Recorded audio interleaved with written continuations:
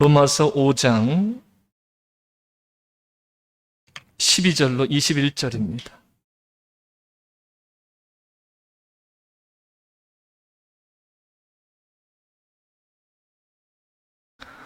자, 함께 읽습니다. 그러므로 한 사람으로 말미암아 죄가 세상에 들어오고 죄로 말미암아 사망이 들어왔나니 이와 같이 모든 사람이 죄를 지었으므로 사망이 모든 사람에게 이르렀느니라. 죄가 율법 있기 전에도 세상에 있었으나 율법이 없을 때에는 죄를 죄로 여기지 아니하였느니라. 그러나 아담으로부터 모세까지 아담의 범죄와 같은 죄를 짓지 아니한 자들까지도 사망이 왕노릇하였나니 아담은 오실 자의 모형이라. 그러나 이 은사는 그 범죄와 같지 아니하니 곧 한 사람의 범죄를 인하여 많은 사람이 죽었은즉 더욱 하나님의 은혜와 또한 한 사람 예수 그리스도의 은혜로 말미암은 선물은 많은 사람에게 넘쳤느니라. 또 이 선물은 범죄한 한 사람으로 말미암은 것과 같지 아니하니 심판은 한 사람으로 말미암아 정죄에 이르렀으나 은사는 많은 범죄로 말미암아 의롭다 하심의 이름이니라. 한 사람의 범죄로 말미암아 사망이 그 한 사람을 통하여 왕노릇하였은즉 더욱 은혜와 의의 선물을 넘치게 받는 자들은 한 분 예수 그리스도를 통하여 생명 안에서 왕노릇하리로다. 그런즉 한 범죄로 많은 사람이 정죄에 이른 것 같이 한 의로운 행위로 말미암아 많은 사람이 의롭다 하심을 받아 생명에 이르렀느니라. 한 사람이 순종하지 아니함으로 많은 사람이 죄인 된 것 같이 한 사람이 순종함으로 많은 사람의 의인이 되리라. 율법이 들어온 것은 범죄를 더하게 하려 함이라. 그러나 죄가 들어 더한 것에 은혜가 더욱 넘쳤나니 이는 죄가 사망 안에서 왕노릇한 것 같이 은혜도 또한 의로 말미암아 왕노릇하여 우리 주 예수 그리스도로 말미암아 영생에 이르게 하려 함이라. 아멘. 여러분, 첫 시간의 제목이 뭐였죠? 역시 교육이 중요해요. 둘째 시간은요? 인간은 무엇인가? 오늘 셋째 시간은 예수님은 어떤 분이신가? 이런 주제입니다. 먼저 이제 마태복음에 나와 있는 예수 그리스도의 나심에 대한 진술을 먼저 보도록 하겠습니다. 마태복음 1장 18절로 23절 말씀입니다.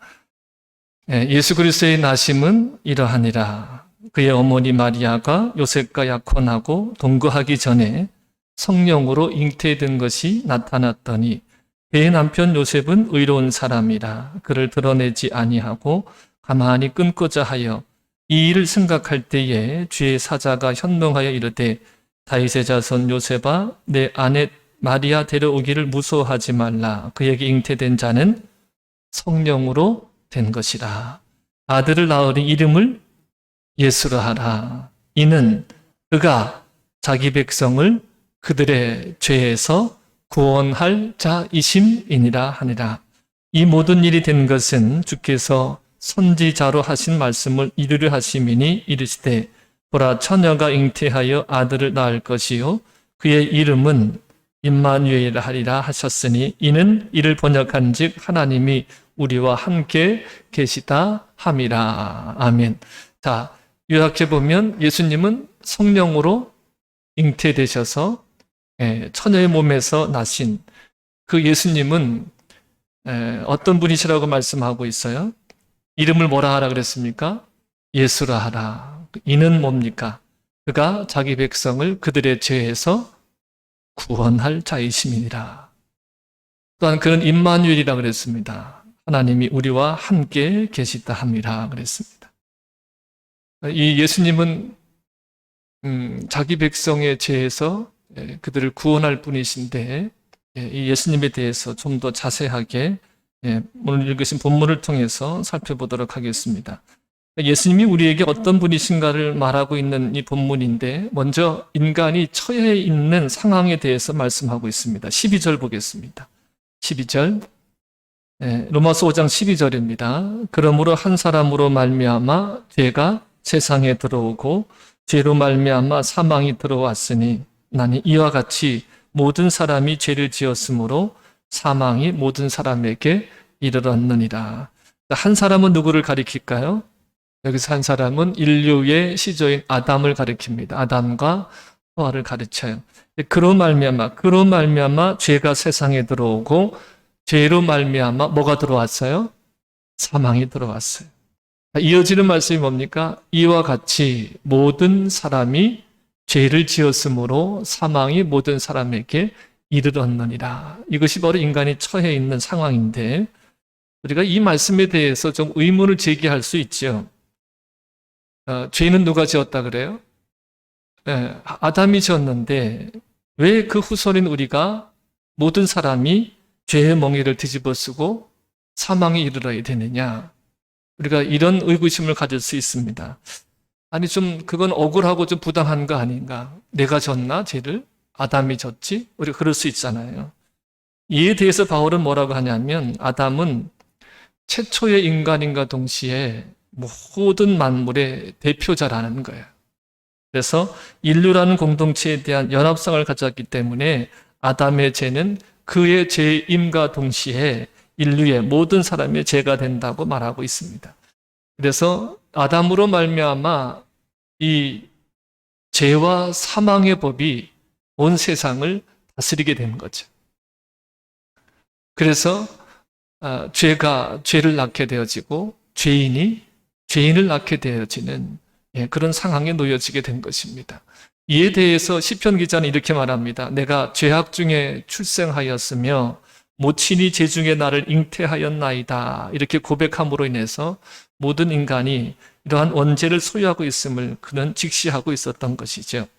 또한 아담의 범죄 이후로 실제로 인간은 적극적으로 행위의 죄를 범하기 시작합니다. 하나님 보시기에 그들의 모든 생각과 행함이 다 악하더라 그랬어요. 그래서 이것을 볼 때 이 죄의 연대성이라는 것이 있고 모든 인간이 죽음을 피할 수 없음을 입증하고 있습니다. 그래서 사도 바울은 말합니다. 죄의 삭은 사망이라. 그러니까 사망은 죄의 대가로서 죄를 지으면 반드시 죽음이 주어집니다. 죄가 도대체 무엇이기에 죽음이 지어질까요? 우리가 죄라고 하면 보통 여러 가지 구체적인 실행죄들에 대해서 언급합니다. 누구를 미워하고 빼앗고 훔치고 죽이고 이런 일들을 생각하죠. 그런데 이 실행죄들은 말이 그리고 이제 말로 행동으로 발전할수록 생각이 말로 나오고 행동으로 발전할수록 이 실행죄들은 큰 파괴력을 가집니다. 근데 이러한 이 실행죄들은 죄의 본질에 대한 증상에 불과하다는 거예요. 그러면 죄의 본질이 뭔가? 죄의 본질은 하나님에 대한 인간의 바르지 않은 태도가 죄의 본질입니다. 이제 김세윤 교수가 구원이라는 책에서 이렇게 정리했어요. 죄의 본질은 하나님에 대한 인간의 옳지 않는 태도다 그랬습니다. 그러니까 성경에서 말하는 죄의 개념에는 인간이 창조주 하나님의 피조물이잖아요. 그러니까 인간이 기운이 뭐라 그랬어요? 누가 지으셨어요? 자신이 생겨나고 싶어 생겨난 것도 아니고 자기 능력으로 생겨난 것도 아니고 그냥 우연하게 생겨난 것도 아니고 부모의 어떤 사랑의 그냥 산물도 아니고 하나님이 창조하신 하나님의 창조물이 인간이란 말씀을 드렸습니다. 그러니까 성경에서 말하는 죄의 개념에는 인간은 하나님의 피조물이라고 하는 이것이 전제되어 있습니다. 그러니까 인간은 자기 의지에 의해서 자기 힘으로 스스로 존재하는 자가 아니라 창조주 하나님으로부터 생명을 받은 존재라는 거예요. 생명을 받은 존재. 따라서 인간이 자신의 생명을 이렇게 영위하기 위해서는 창조주 하나님에게 의존하는 태도가 하나님에 대한 올바른 태도라는 거예요. 그러니까 하나님만 의존해야 되는 거죠. 이것이 인간이 하나님에 대한 올바른 태도예요. 그러니까 하나님께 의존한다는 것은 하나님께 순종한다는 말과 같은 거예요. 그러니까 의존함은 항상 순종함으로 나타나게 되어 있어요. 내가 하나님을 의존한다. 이것이 내가 정말 의존한다. 이것을 무엇으로 표현되어지는 거냐면 내가 하나님께 순종함으로 표현되어지고 나타나는 거예요. 그래서 죄의 본질은 바로 이렇게 하나님에 대한 인간의 올바른 태도를 버린 결과 하나님과의 올바른 관계가 깨어진 거예요. 하나님과의 올바른 관계가 깨어진 거예요. 그러니까 올바른 관계라고 하는 것은 하나님은 우리 모든 인간이 누구셔요? 창조주이시고 인간은 피조물이잖아요. 그래서 이 피조물은 하나님께만 온전히 의존하여 살아가는 것이 올바른 관계 속에 나오는 태도거든요. 그런데 이 태도가 깨어진 거예요. 올바른 태도를 버리니까 하나님과의 관계가 깨어진 거예요. 그래서 하나님과의 관계가 깨어져서 인간의 하나님이 되어지지 않는 거예요. 왜냐하면 원래 하나님은 하나님이신데 인간이 하나님을 하나님으로 여기지 않고 그 하나님의 자리에 누가 들어가 있는 거예요? 인간 스스로 자신이 들어가 있는 거예요. 그러니까 이렇게 올바르지 못한 태도가 죄인데, 그래서 이렇게 올바른 관계를 깨뜨린 것은 인간이 창조자 하나님께 대한 독립선언을 한 거죠. 하나님의 자리에 앉으려 한 거죠. 그래서 그 실제 행동이 뭐였다고 했습니까? 선악과를 따먹은 거예요. 하나님이 먹지 말라고 한 선악과를 따먹은 거예요. 그러니까 여러분, 이 선악과는요, 하나님의 법이에요, 법. 그러니까 인간이 정말 하나님의 은혜를 받아서 인간답게 살아갈 수 있게끔 하는 게 법이에요. 그리고 이 선악과는 하나님과의 관계를 설정하는 거예요. 다 되지만 하나가 안 돼요. 하나님의 뜻에 따라서. 그러니까 하나님은 나는 너희의 창조주라고 하는 것을 말하는 거예요. 그래서 이 선악과는요, 왜 만들어냈냐 이렇게 말을 못하는 거예요. 이유를 몰라서 그러는 거예요. 까닭을 몰라서 그러는 거예요. 그러니까 선악과는요, 행복이에요, 행복. 인간이 참 행복이 이르는 것이 선악과예요. 선악과를 따먹지 않고 하나님과의 올바른 관계 속에 있으면 인간은 참으로 행복한 거예요. 근데 그 선악과를 따먹음으로 인해서 인간이 참 행복의 길을 저버린 거죠. 그러니까 이 관계가 깨어짐으로 인해서 인간에게 찾아온 것이 뭐냐면 하나님의 자원은 무한하시잖아요. 창조주 하나님이시니까. 말씀하신 대로 되어지게 하시는 분이잖아요. 근데 이 하나님의 무한한 자원을 공급받아서 살아가던 인간이 이 관계가 깨어짐으로 인해서 이제는 스스로 인간 속에 내재된 자원으로, 극히 제한된 내재된 자원으로 살아가야 되는 거예요.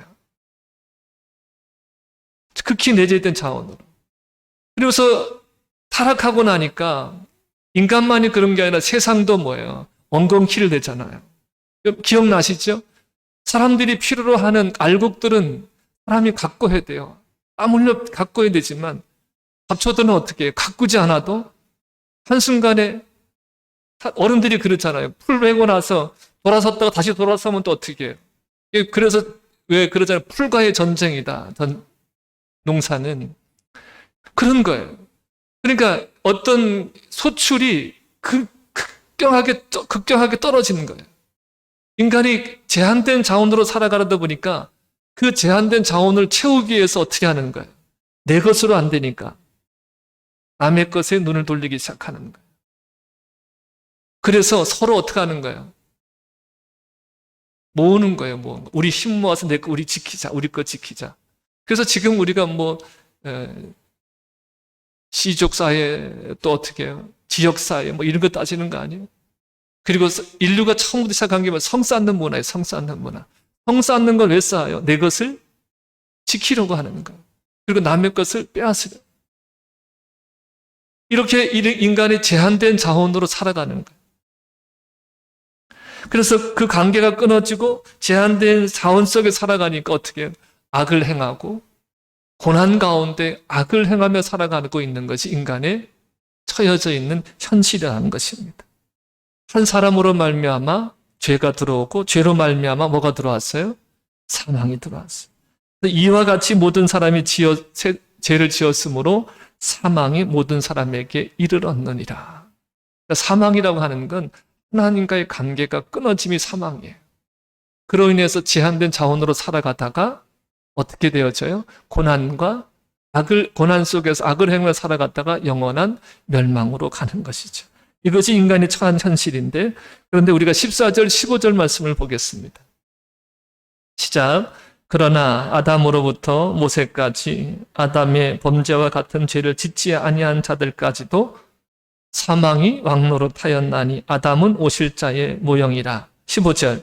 그러나 이 은사는 그 범죄와 같이 아니하니 곧 한 사람의 범죄를 인하여 많은 사람이 죽었은즉 더욱 한 사람의 은혜와 또한 한 사람 예수 그리스도의 은혜로 말미암은 선물은 많은 사람에게 넘쳤느니라. 아멘.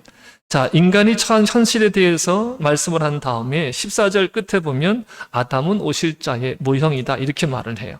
아담은 오실 자의 모형이다. 아담은 그러니까 인류의 시조로 지음을 받았고 또 그가 죄를 지었고 사망이 세상에 들어오게 한 장본이에요. 그런데 그 아담이 오실 자인 예수 그리스도의 모형이다 이렇게 말씀하거든요. 그러니까 아담이 예수님의 모형이란 이 말은 한 사람이 온 인류에게 끼치는 영향을 끼쳤던 그 영향력은 동일하다는 거예요. 아담이 한 사람으로 인해서 한 사람이 죄를 지음으로 죄가 들어오고 사망이 들어왔잖아. 이와 같이 한 사람 예수 그리스도를 통해서 예수 그리스도가 온 인류에게 영향력을 끼치는 것은 동일하다 이 말씀이에요. 그런데 15절에 보면 그러나 이 은사는 그 범죄와 같지 아니하다 그랬습니다. 곧 한 사람의 범죄를 인하여 많은 사람이 죽었은즉 더욱 하나님의 은혜와 또한 한 사람 예수 그리스도의 은혜로 말미암은 선물은 많은 사람에게 미쳤느냐 말씀하고 있어요. 그러니까 예수님이나 아담이나 한 사람이 모든 인류에게 영향력을 끼친다는 면에서는 같은데 아담이 인류에게 준 것과 예수님이 인류에게 준 것은 다르다는 거예요. 그러니까 모든 사람에게 영향력을 끼친다고 하는 면에서는 동일한데 어떤 영향력인가? 이것은 전혀 다르다는 것입니다. 예수님이 사역을 시작할 때였습니다. 학자들은 대부분 예수님이 한 30세 전후로 이제 사역을 했다 이렇게 말하고 있는데 그 사역을 시작하기 전에 성령이 이끌려서 광야에서 마귀에게 시험을 받으셔요. 그 시험을 받으시는 내용을 보니까 예수님이 마침 40일 금식을 하신 다음에 그 직후였습니다. 마귀가 예수님에게 말하죠. 이 돌들로 뭐가 되게 하라. 여러분 잘 아시는 거잖아요. 떡덩이가 되게 하라. 내가 만일 하나님의 아들이었던 이 돌들을 명하여 떡덩이가 되게 하라. 그러니까 마귀는요. 예수가 하나님의 아들이신 것을 알았어요. 아들이라는 것은 하나님과 동일한 분이라는 거거든요. 그러니까 하나님의 아들임을 알았어요. 그래서 하나님의 아들이라면 이 돌들을 명하여 떡덩이가 되게 하라 그랬습니다. 자, 그러면 그 권능을 통해서 사람들이 하나님의 아들이라는 것을 알지 않겠느냐 이런 의미잖아요. 그리고 나서 또 성전 꼭대기에 세웁니다. 그리고 성전 꼭대기에 세우고 뛰어내리라 그러는 거예요. 그러면 그 하나님이 천사들을 명해서 내 발을 땅에 부딪히지 않게 할 것이다. 또 높은 산 꼭대기에 데리고 가서는 천하만국을 보여주면서 그 영광을 보여주면서 내게 엎드려 경배하면 이 모든 천하 만국을 다 너에게 주리라 이렇게 말합니다. 누가복음 4장에 보면 동일하게 시험하는 장면이 나오거든요. 거기에 대해서 이 대목에 대해서 마귀가 이렇게 얘기해요. 천하 만국을 내게 넘겨주었으므로 그래요. 그러니까 허풍이 아니에요. 지금 마귀가 예수님에게 천하 만국을 준다고 하는 건 허풍이 아니에요. 왜 그러냐면 아담이 범죄함으로 인해서 천하 만국을 이미 마귀에게 넘겨준 것이다. 마귀가 그 얘기를 하는 거예요. 그러면서 내게 경배하면 이 모든 것을 내게 주리라 이런 말을 하는 거예요. 그러니까 예수님께서 이 시험하는 마귀를 향해서 이렇게 말합니다. 사람이 떡으로만 살 것이 아니고 하나님의 입에서 나오는 모든 말씀으로 살 것이니라. 그리고 주 너의 하나님을 시험하지 마라. 그리고 또 뭐라 그래요? 주 너의 하나님께 경배하고 다만 그를 섬기라 그럽니다. 그러면서 이렇게 말씀하심으로 마귀의 유혹을 물리치십니다. 자, 우리가 이 예수님의 사건에서 알게 되는 것이 뭐냐 하면 예수님은요, 모든 일에 하나님을 인정했다는 거예요. 모든 일에 하나님을 인정했습니다. 사람이 떡으로만 살 것이 아니요 하나님의 입에서 나오는 모든 말씀으로 살 것이니라. 또 너희 하나님을 시험하지 마라. 그러니까 우리가 시험할 대상이 아니라는 거예요. 그리고 또 한 가지 뭡니까? 온전히 하나님께만 경배하라. 그리고 그만 섬기라고 말합니다. 그러니까 예수님의 삶에서는 오직 하나님을 언제나 인정하고 하나님만을 섬기는, 하나님만을 높이는 그런 삶을 살았던 거죠. 그러니까 예수님의 삶의 원칙이 뭐냐면 모든 하나님의 입에서 나오는 말씀, 그것에 순종하며 사는 것이 예수님의 삶의 원칙이었다는 것입니다. 여러분, 제가 이 말씀을 드리는 건 아담과 한번 비교해 보시라는 거예요. 아담은 자신의 삶에서 하나님을 밀어냈어요. 하나님이 계실 자리에 자신이 앉았습니다. 하나님이 왕이 되는 것을 거부하고 자신이 왕이 되었습니다. 그리고 하나님의 말씀에 선악을 분별해 사는 것이 아니라 자기 마음의 생각과 육체에 원하는 대로 살기를 선택한 것이 아담입니다.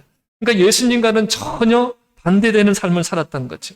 우리를 죄에서 구원하기 위해서 십자가에 죽으실 일이 바로 다가왔었습니다. 예수님이 최후의 만찬, 최후를 맞이하신 거죠. 그때 겟세마네 동산에 올라가서 예수님이 기도하셨습니다. 뭐라고 기도하셨습니까? 아버지여, 내 뜻대로 마옵시고 아버지의 뜻대로 하옵소서. 그러니까 예수님의 원칙이었습니다. 이것이.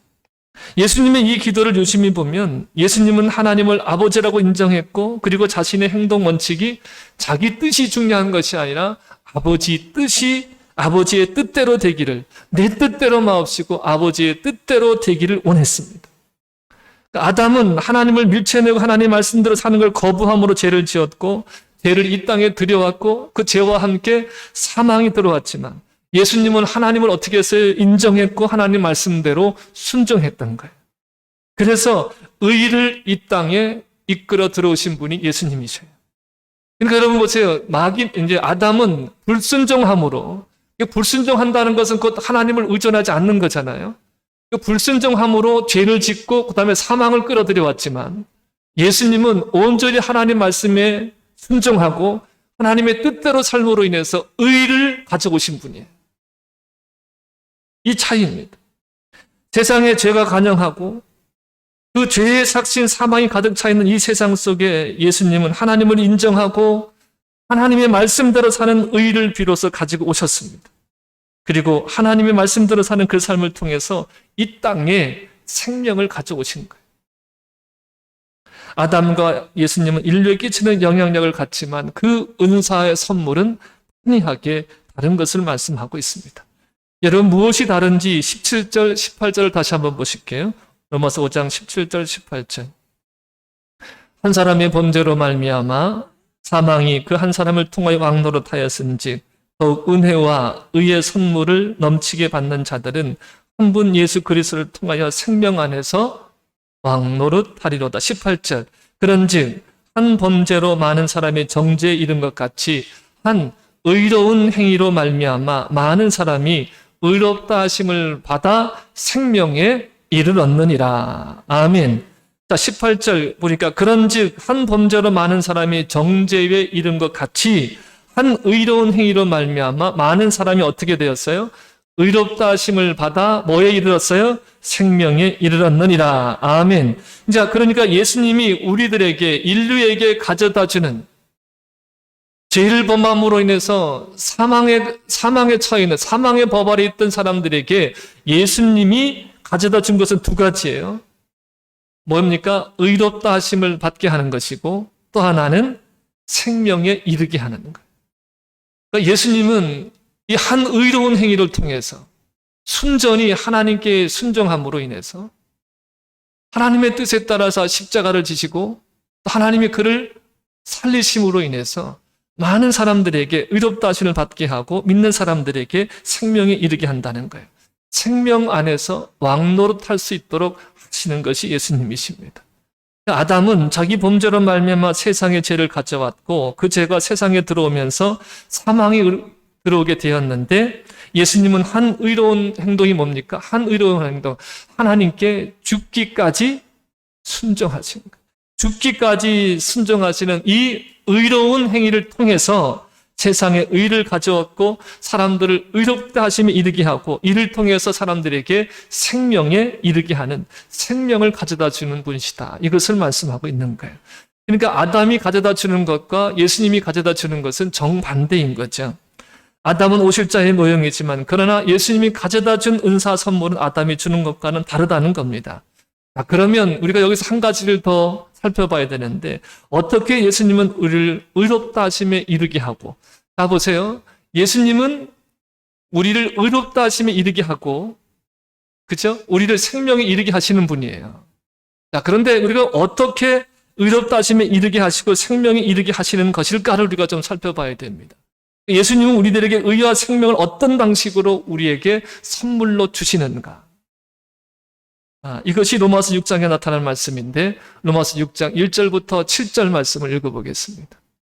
중요한 말씀이에요. 그런즉 우리가 무슨 말을 하리요? 은혜를 더하게 하려고 죄에 더하겠느냐? 그럴 수 없느니라. 죄에 대하여 죽은 우리가 어찌 그 가운데 더 살리요? 3절 무릇 그리스도 예수와 합하여 세례를 받은 우리는 그의 죽으심과 합하여 세례를 받은 줄을 알지 못하느냐? 4절 그러므로 우리가 그의 죽으심과 합하여 세례를 받음으로 그와 함께 장사되었나니 이는 아버지의 영광으로 말미암아 그리스도를 죽은 자 가운데에서 살리신과 같이 우리 또한 생명 가운데서 행하게 하려 함이라.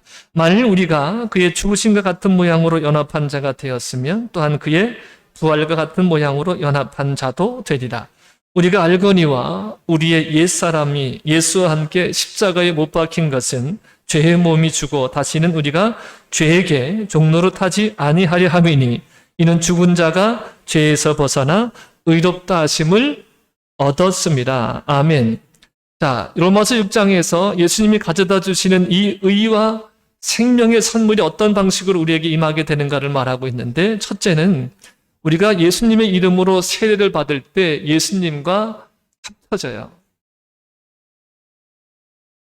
예수님의 이름으로 세례를 받을 때 합쳐진다 이렇게 말씀하고 있어요.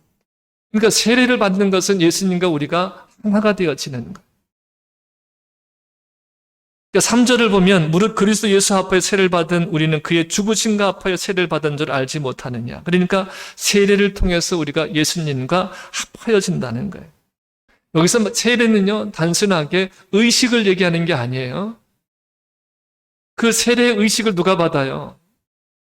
예수 그리스도를 믿는 자들, 그와 그리스도로 믿는 자들이 세례를 받는 거잖아요. 그 세례를 받는다는 것은 내가 그리스도와 함께 죽고 그리스도와 함께 살아나는 것을 말하잖아요. 그러니까 이 세례가 뭐냐면 그리스도와의 연합이라는 거예요. 연합. 우리가 예수를 믿어서 세례를 받을 때 합쳐져서 하나가 된다는 거예요. 이것이 세례가 가지는 신비이고 믿음의 신비인 거예요. 자, 예수님을 영접하고 성령 세례를 받을 때 이런 역사가 일어납니다. 자, 그 다음에 예수님과 연합한 사람은, 예수님과 하나 된 사람은 예수님에게서 일어났던 사건이 그에게 일어난 사건이 되어지는 거예요. 합해진다는 의미가 이거예요. 자, 여러분 중요한 거예요. 예수님과 연합이 되어 세례를 통해 연합이 이루어진다는 것은 예수님께서 일어났던 사건이 누구 사건이 되어지는 거예요? 내 사건이 되어진다는 거예요. 믿는 자의 사건이 되어진다는 것입니다. 자, 4절과 5절 다시 한번 보여주세요. 4절, 5절. 4절 그러므로 우리가 그의 죽으심과 합하여 세례를 받음으로 그와 함께 장사되었나니 이는 아버지 영광으로 말미암아 그리스도를 죽은 자 가운데 살리신 것 같이 우리 또한 생명 가운데 행하게 하려 함이라. 5절 만일 우리가 그의 죽으심과 같은 모양으로 연합한 자가 되었으면 또한 그의 부활과 같은 모양으로 연합한 자도 되리라. 연합한 자도 되리라. 그러니까 예수님이 십자가에 죽으시고 무덤에 장사 지낸 바 되셨다가 그 사흘 만에 하나님이 예수를 죽은 자 가운데 다시 살리셨잖아요. 이 예수님의 죽으심과 장사 지냄과 부활하신 이 사건이 예수 그리스도를 믿는 예수 그리스도의 이름으로 세례를 받음으로 합하여진 사람들에게 그대로 어떻게 되어진다? 일어난 사건이 되어진다는 거예요.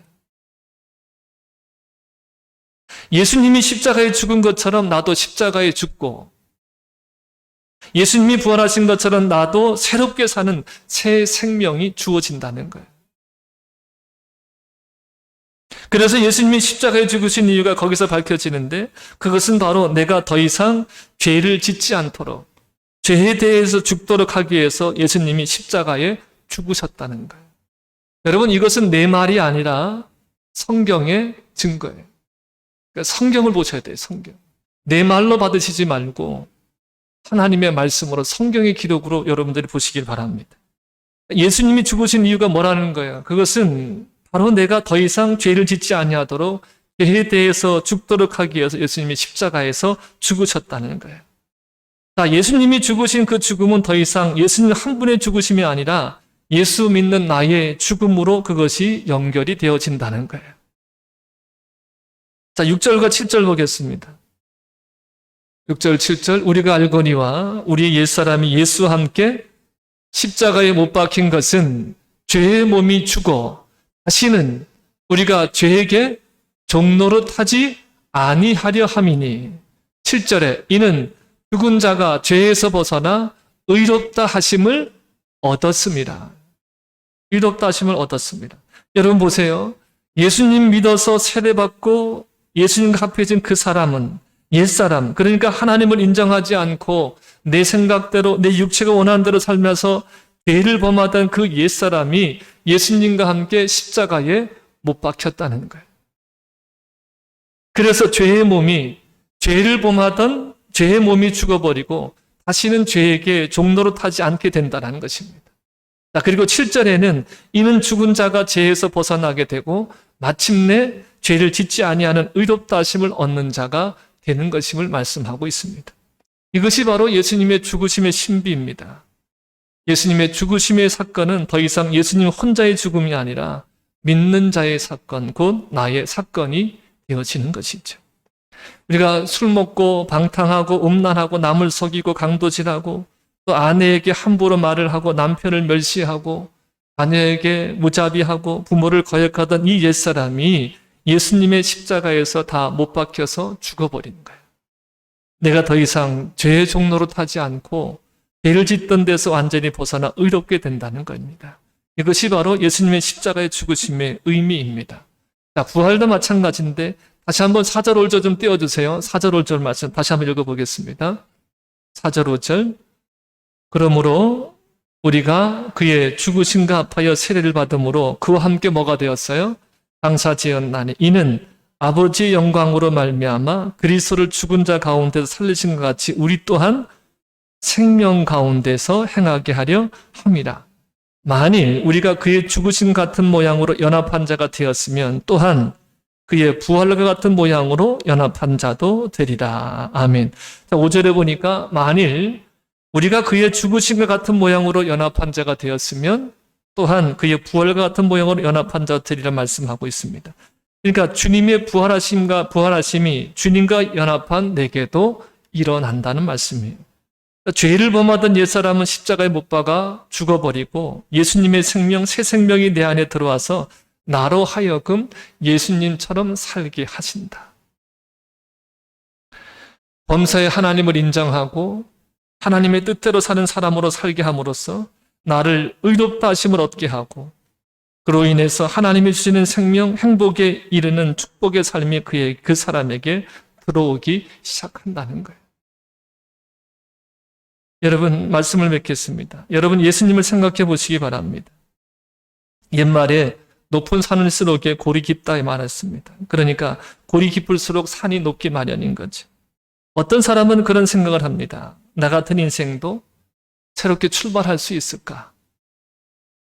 과연 우리 집에도 희망이 있을까? 내 인생이 회복이 가능한가? 그런데 여러분, 예수님 안에는 골짜기가 깊으면 깊을수록에 은혜는 더 커질 수가 있습니다. 여러분, 세상에 어떤 방법으로도 불가능한 것들이 있습니다. 그렇죠? 세상에 불가능한 것들이 있습니다. 무엇으로도 불가능한 것들이 있습니다. 사람이 어느 정도 남아 있어야 딛고 일어서죠. 옛말에 소도 비빌 언덕이 있어야 일어난다 그렇잖아요. 세상의 원칙은 그런 겁니다. 어느 정도 자원이 있어야 돼요. 그런데 건강도 물질도 시간도 다 있는 것은 낭비해버리고 희망이 사라져버린 것에 과연 그 사람이 회복될 가능성이 있을까? 근데 여러분, 예수님 안에는 회복됩니다. 아담 안에서는 어떤 사람도 희망을 찾을 수가 없습니다. 그러나 예수님 안에서는 새로운 희망이 생길 수 있는데 왜 그런가 하면 여러분, 죽어버리면 아무리 뒤틀리는 인생도 그대로 끝장이잖아요. 끝이다는 거예요. 죽으면 살았을 때의 고통이 그 사람에게 쫓아갈 수가 없어요. 아무리 지긋지긋하게 자기를 괴롭히는 사람도 죽고 나면 끝인 겁니다. 아무리 지겨운 상황도 죽고 나면 끝인 거죠. 근데 여러분, 예수님 안에는 바로 이러한 죽음이 있어요. 예수님 안에는 죽음이 있어요. 십자가에서의 죽음. 내가 어리석었고 내가 잘못 살아와서 내 인생을 뒤틀리게 만들고 굴곡지게 만들었다 할지라도 그 어리석음과 제약된 삶이 바로 십자가에서 끝이 나는 거예요. 십자가에서 죽는 겁니다. 왜? 함께 죽어버리니까. 그런데 예수님 안에는 죽음만 있는 것이 아니라 예수님 안에는 부활이 있습니다. 부활이 있어요. 하나님의 생명, 예수님의 생명이 들어오면 새롭게 하는 부활의 권능의 역사가 일어나는 거예요. 새 출발인 거죠. 아까도 말씀드렸지만 예수님은 범사의 하나님을 인정하고 하나님의 뜻에 순종했습니다. 의로운 삶을 살았습니다. 그래서 우리를 새롭게 출발시킬 수 있고 그래서 생명이 우리 가운데 왕도로 탈 수 있도록 주님은 얼마든지 역사하신다는 겁니다. 자, 21절 말씀에 이렇게 말하고 있습니다. 여러분 성경책 21절에 보면 이는 죄가 사망 안에서 왕노릇한 것 같이 은혜도 또한 의로 말미암아 왕노릇하여 우리 주 예수 그리스도로 말미암아 영생에 이르게 하려 함이라. 자, 빌립보 간수가 말합니다. 선생이여, 내가 어떻게 하여야 구원을 얻으리까? 내가 어떻게 구원을 얻을 수 있습니까? 이에 대답이 뭡니까? 주 예수를 믿으라. 그리하면 너와 내 집이 구원을 얻으리라. 여러분, 이 구원의 역사가 오늘 말씀을 듣는 저와 여러분 모두에게 있게 되기를 예수님의 이름으로 축복합니다. 축복합니다. 여러분, 예수 안에는 죽음이 있다라고 하는 거예요. 죄를 범하던 옛사람은 그리스도와 함께 우리가 죽었습니다. 이제 우리가 그리스도 예수 안에서 선한 일을 위해서 새로 지음받은 존재라는 것. 예수 그리스도 안에 있는 우리들에게 부활 생명의 역사가 있다라고 하는 이 믿음을 가지시기를 축복합니다. 이 역사가 믿는 우리들의 삶 속에 일어납니다. 세상에서는 어찌할 수 없는 일들이 어떻게 할 수 없는 일들도 예수 안에서는 이루어지는 역사들이 일어납니다. 여러분 이 은혜가 있기를 주님의 이름으로 축복합니다.